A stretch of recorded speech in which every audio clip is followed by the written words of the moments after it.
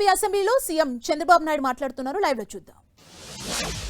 గాలేరు నగిరి ఇవన్నీ ముందుగానే ప్లాన్ చేసినా కూడా ఈరోజు చూస్తే జనరల్గా మనం ఒక పంట వేసుకునేవాళ్ళం. ఏది మీ యొక్క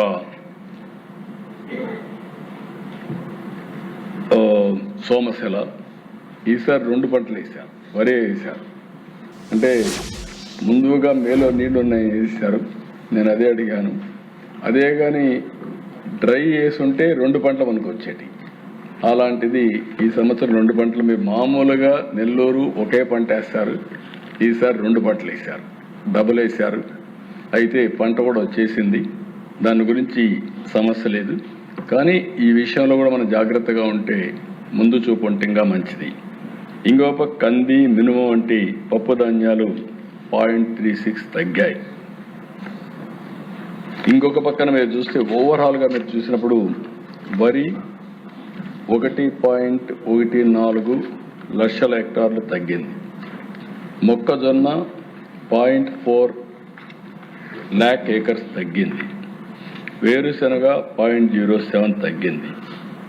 నువ్వులు, పొద్దుతిరుగుడు, చెరుకు, చిరుధాన్యాలు కొంతవరకు తగ్గాయి. పప్పు ధాన్యాలు మాత్రం 0.36% పెరిగింది. 1.71 lakh acres ఉంటే 2,07,000 ఎకరాలు పెంచే పరిస్థితికి వచ్చాం. రాయలసీమ ప్రాంతంలో స్వీట్ ఆరెంజ్, బత్తాయి, యాసిడ్ లైమ్, మామిడి వీటన్నిటిపైన కొంత ప్రెషర్ ఎక్కువగా ఉంటుంది. దీనిపైన ట్యాంకర్స్తో కానీ ఏ విధంగా నీళ్లు తీసుకుపోవాల్సిన అవసరం ఉంది.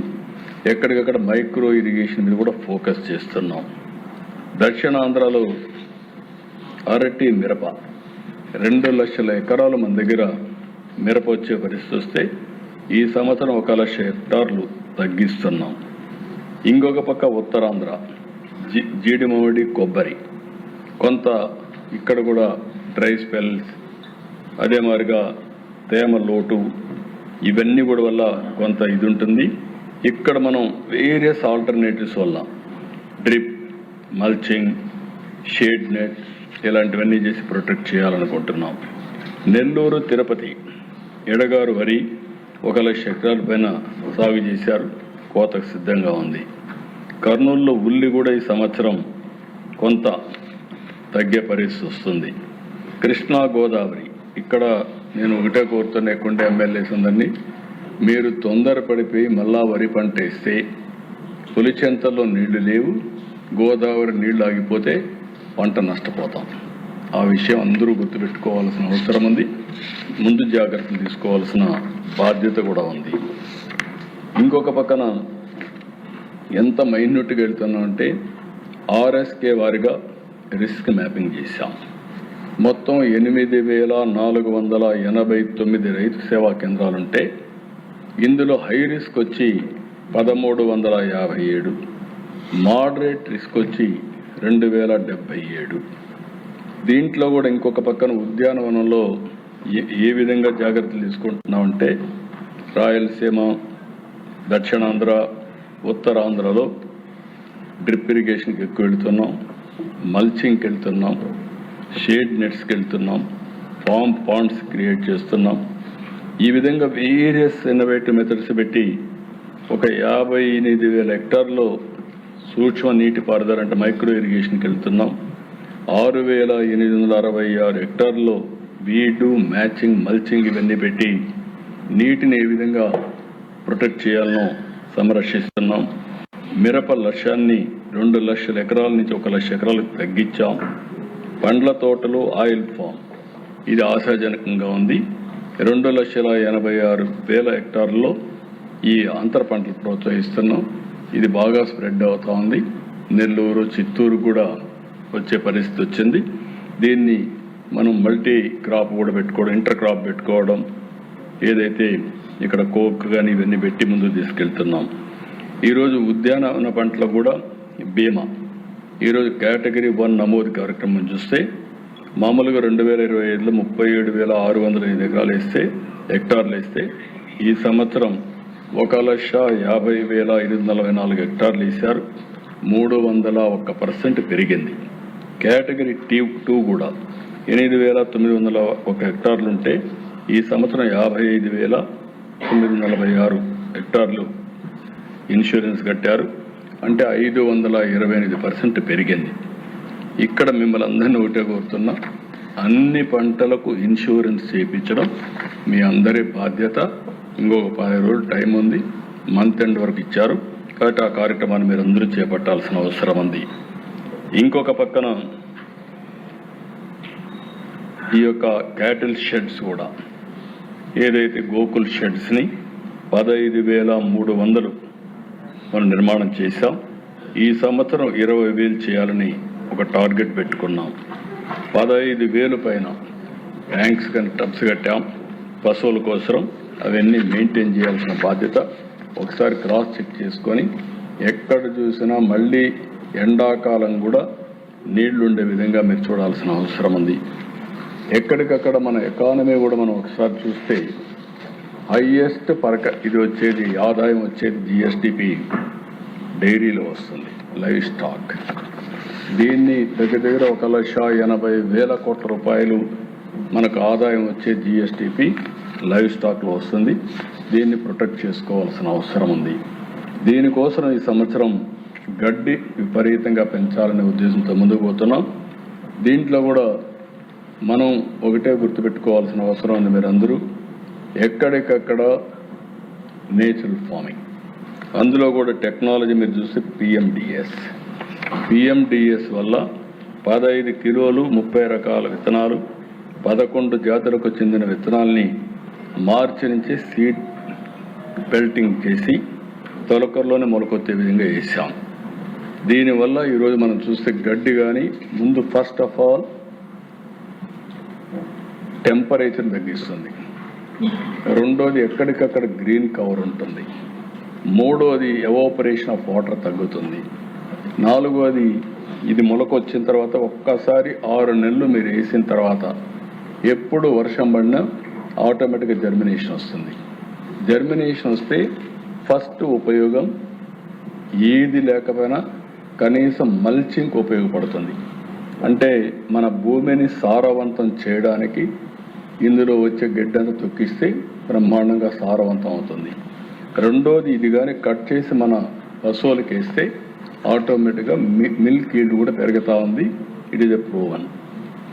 మూడోది ఇందులో లైవ్లీహుడ్ మనం కరెక్ట్గా చేస్తే ఆ వచ్చే పంటలన్నీ కూడా మీరు చూసినప్పుడు మీరు ఎక్కడికక్కడ చిరుధాన్యాలు, నూనె గింజలు, పప్పు దినుసులు, ఇలాంటివి అనేక కూరగాయలు ఇవన్నీ చూస్తే బాగా చేస్తే మనకు అగ్రికల్చర్లో వచ్చే సప్లిమెంట్ అవుతుంది. ఈ విషయం చాలామందికి అర్థం కావడం లేదు. అందుకే ఈ సంవత్సరం మనం చూస్తే రైతులంతా కూడా 25లో 11 లక్షల మంది రైతులు పిఎండిఎస్ చేశారు. ఈ సంవత్సరం 23 లక్షలు టార్గెట్ పెట్టుకున్నాం. ఇప్పటికే 17 లక్షలు చేశాం. పోయిన సంవత్సరం 13 లక్షల ఎకరాలు చేశారు. ఈ సంవత్సరం 25 లక్షల ఎకరాలు టార్గెట్ పెట్టుకున్నాం. ఇప్పటికే 18 లక్షల ఎకరాలు అయింది. నాకు 100% నమ్మకం ఉంది. రాబోయే రోజుల్లో 25 లక్షల ఎకరాల్లో పిఎండిఎస్ చేసిన ఏకైక రాష్ట్రం ఆంధ్రప్రదేశ్ రాష్ట్రం అని చెప్పి కూడా దీనివల్ల మనకు 81 లక్షల మెట్రిక్ టన్నులు గ్రీన్ ఫాడర్ కావాలి. ఇది కానీ అయితే 272 లక్షల మెట్రిక్ టన్నులు ఫాడర్ మనకు సప్లై అవుతుంది. దీంతో మే వరకు ఎక్కడ కూడా ఫాడర్ సమస్య లేకుండా ఏవైతే మిల్చ్ అనిమల్స్ ఉన్నాయో దీనికి సమగ్రంగా ఉపయోగపడే పరిస్థితి వస్తుంది.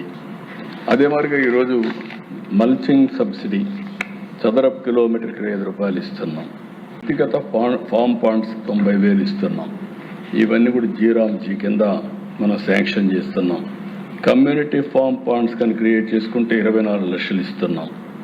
ఇంకొక పక్కన ఈరోజు ఇవన్నీ కూడా ఏ విధంగా తీసుకుపోవాలి అనేది ఆలోచించినప్పుడు మైక్రో ఇరిగేషన్ కూడా ఎక్కడైతే పండ్ల తోటలు ఉంటే ఇస్తున్నాం. మొన్నటి నుంచి రైతన్న మీకోసం యాక్షన్ కమిటీలు ఏర్పాటు చేశాం. ఇందులో స్థానిక ఆర్ఎస్కే అసిస్టెంట్తో పాటు ప్రకృతి సేద్యానికి సంబంధించిన వ్యక్తులందరూ, CRP, PACS chairman, water users association chairman members, market committee మెంబర్ని, చైర్మన్ని అందరినీ భాగస్వామ్యం చేస్తున్నాం. ఆగస్టు 7 నుంచి యాక్షన్ కమిటీలు రైతులకు అవగాహన కల్పిస్తున్నాయి, ప్రజల దగ్గరికి వెళ్తున్నారు. ఫస్ట్ 1 వీక్ సమస్య నిర్ధారణ, సలహాలు, 2 నుంచి 9 వారాలు పరిష్కారానికి అమలు. ఇప్పటికే రైతుల నుంచి 1,89,00,000 అడ్వైజరీలు వచ్చాయి, SMS-లు పంపించే పరిస్థితికి వచ్చాం. ఇది మీరందరూ గుర్తుపెట్టుకోవాల్సింది. క్రైసిస్ ఉందని క్రైసిస్ని గాలి కుదిరిపెడితే సమస్య జటిలం అవుతుంది, సఫరింగ్ పెరుగుతుంది.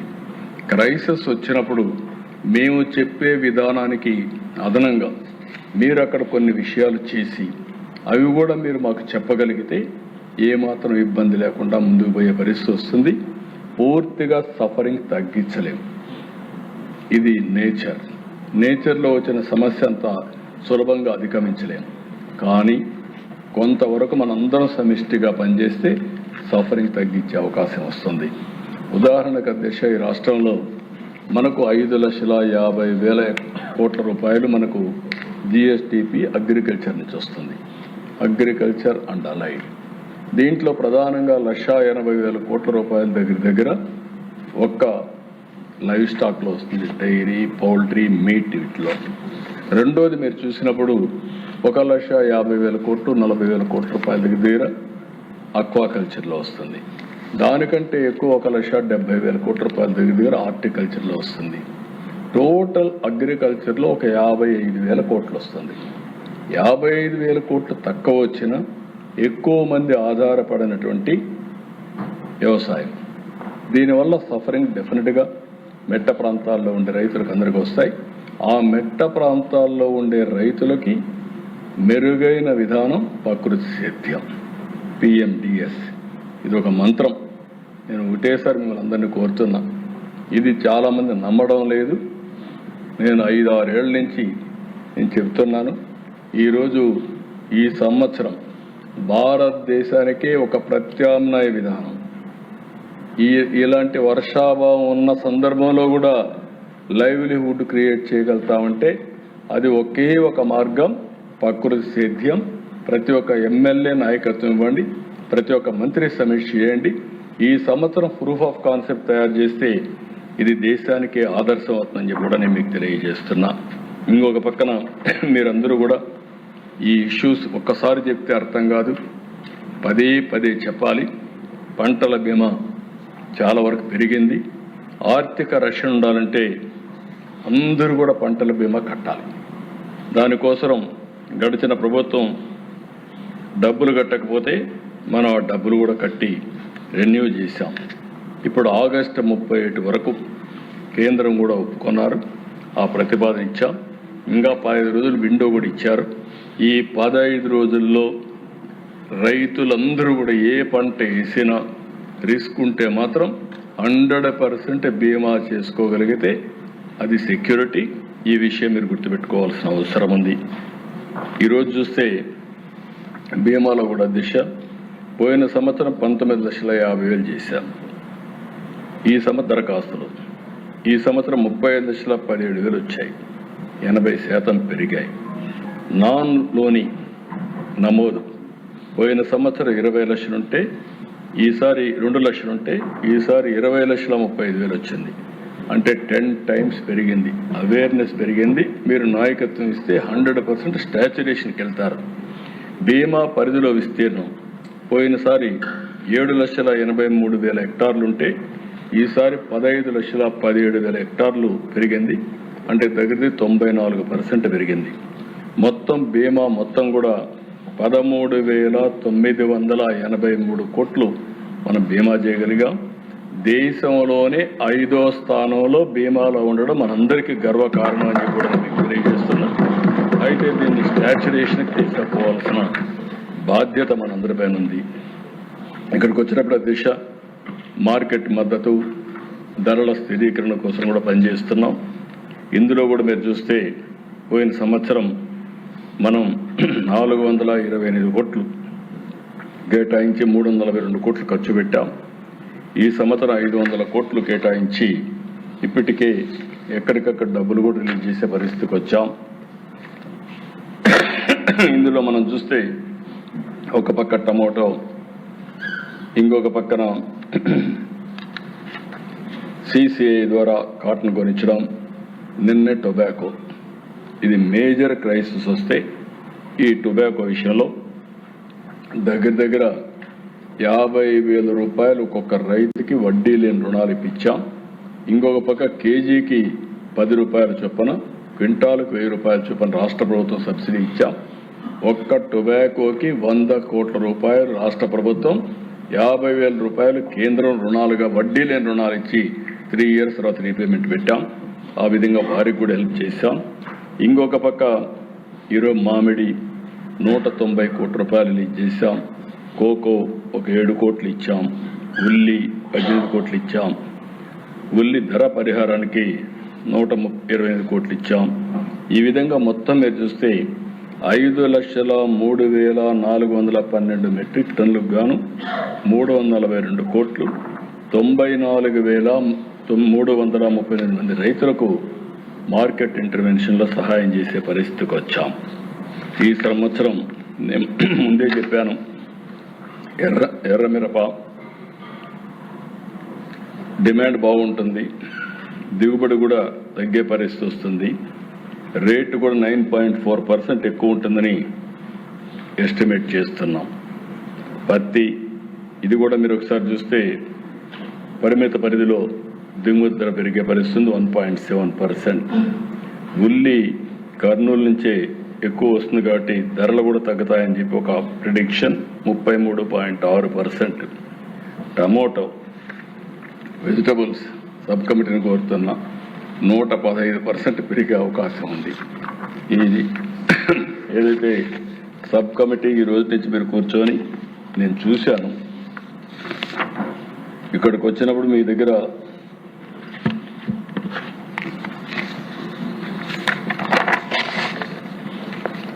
ఇన్ఫ్లేషన్ అంతా కూడా జూన్ నెలలో ఇన్ఫ్లేషన్ మేజర్ ఐటమ్స్, ఫుడ్ ఐటమ్స్లో ఎక్కువ పెరుగుతూ ఉంది. ఒకటి హెల్త్ విషయంలో పెరుగుతూ ఉంది, ఎడ్యుకేషన్ సర్వీసెస్ పెరుగుతూ ఉంది. మూడోది ఫుడ్ ఐటమ్స్లో ఇది ఎక్కువ పెరుగుతూ ఉంది. రూరల్ ఏరియాలో ఎక్కువ ఉంది అర్బన్ ఏరియా కంటే.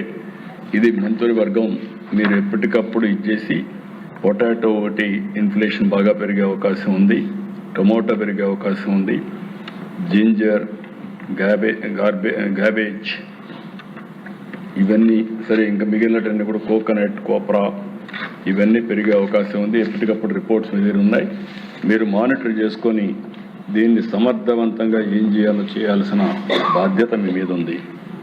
ఫైనల్గా నేను ఒకటే మిమ్మల్ని కోరేది, ఇవన్నీ చూసిన తర్వాత ఎల్నినో పోరాటానికి పంచసూత్రాలు పెట్టుకున్నాం. అగ్రికల్చర్ వరకు రైతన్న మీకోసరం యాక్షన్ కమిటీ ఉంది. మీ పరిధిలో ఉండే నాన్ అఫీషియల్స్, అఫీషియల్స్, ఆర్కేఎస్ వారిగా ఎప్పటికప్పుడు యాక్టివేట్ చేయాలి. రైతులందరూ కూడా బీమా పంట చేసుకోవాలి, బీమా ఇన్సూరెన్స్ చేయాలి. హై రిస్క్ ఆర్ఎస్కేస్, పిఎండిఎస్ కింద విత్తనాలు వేయడం మస్ట్. మీరు ఒకవేళ ఏ ఆదాయం రాకపోయినా మల్చింగ్ అయినా పనికి వస్తుంది, టెంపరేచర్ తగ్గుతుంది, ఎన్విరాన్మెంట్ బ్యాలెన్స్ అవుతుంది, గ్రౌండ్ వాటర్ ఫర్దర్గా డిప్లీట్ కాకుండా చూసుకునే పరిస్థితి వస్తుంది. ఇది కంపల్సరీగా, లేకపోతే ఫాడర్గా ఉపయోగపడుతుంది, లైవ్లీహుడ్కు ఉపయోగపడుతుంది. ఈ డేటా అంతా మీకు ఇస్తున్నాం, మీరు కూడా ఇది తీసుకోవాల్సిన అవసరం ఉంది. మూడోది జలధార 1 పూర్తి చేశాం, ఇప్పుడు జలధార 2కి వెళ్తున్నాం. మీరు ఇక్కడ గుర్తుపెట్టుకోవాల్సింది, ఏదైనా అగ్ని ప్రమాదం వచ్చినప్పుడు మేము బోరేస్తూ ఉంటే కుదరదు. దూరదృష్టితో ఆలోచించి మీరు ఇప్పటి నుంచే మీ నియోజకవర్గంలో భూగర్భ జలాలు మార్చడం, డైవర్షన్ ఆఫ్ వాటర్ని బేసిన్ టు బేసిన్ మళ్లించడం, అవన్నీ చేయడం అవసరం. అవన్నీ చేసి ఎక్కడికక్కడ నీటిని కానీ పొదుపు చేసుకోగలిగితే రాబోయే రోజుల్లో ఇబ్బందులు తగ్గుతాయని చెప్పి నేను మీకు తెలియజేస్తున్నా. ఇవన్నీ చేస్తున్న ప్రభుత్వం, నేను ముందుగానే ఒక మాట చెప్పాను, ఈరోజు ఈ హౌస్ ద్వారా రాష్ట్రానికి షార్ట్ టర్మ్ ప్లానింగ్ దగ్గర మీరు చూస్తే పోలవరం ఇప్పుడే చెప్పాను, 3-4 ఎగ్జాంపుల్ చెప్తాం. పట్టిసీమను పూర్తి చేశాం కాబట్టి 500 టీఎంసీ నీళ్లు గోదావరి నుంచి కృష్ణాకు తెచ్చి కృష్ణా డెల్టాను కాపాడాం. అది నెంబర్ 1. మనందరం స్ఫూర్తిని గుర్తుపెట్టుకోవాలి. 12 ఏళ్ళు చేశాం. రాబోయే సంవత్సరం పోలవరం ప్రాజెక్టు పూర్తయితే దగ్గర ఎంత వాటర్ కావాలనో అంత వాటరు కృష్ణా డెల్టాకు తీసుకొచ్చే అవకాశం వస్తుంది. సేమ్ థింగ్ విశాఖపట్నం వరకు ఎంత వాడాలనో మనం ఇచ్చే పరిస్థితికి వస్తుంది. ఇది మేజర్. అందుకే మళ్ళీ చెప్తున్నా, రాబోయే సంవత్సరం గోదావరి పుష్కరాల కంటే ముందు పోలవరాన్ని పూర్తి చేసి జాతికి అంకితం చేస్తాం. కమిట్మెంట్. మూడోది, మొన్న 100 days అందరి నీవా వార్ ఫుటింగ్లో పనిచేశాం. దానివల్ల ఈ సంవత్సరం నీళ్లు తీసుకొచ్చి అన్ని రిజర్వాయర్లో అప్ టు కుప్పాని వరకు తాగునీరు ఇవ్వగలిగామంటే ఆ రోజు చేసిన పని వల్ల ఇవ్వగలిగాం. ఈరోజు రాయలసీమ మొత్తం అన్ని జిల్లాల్లో కొంత మనం నీళ్లు ఇచ్చే పరిస్థితికి వచ్చాం.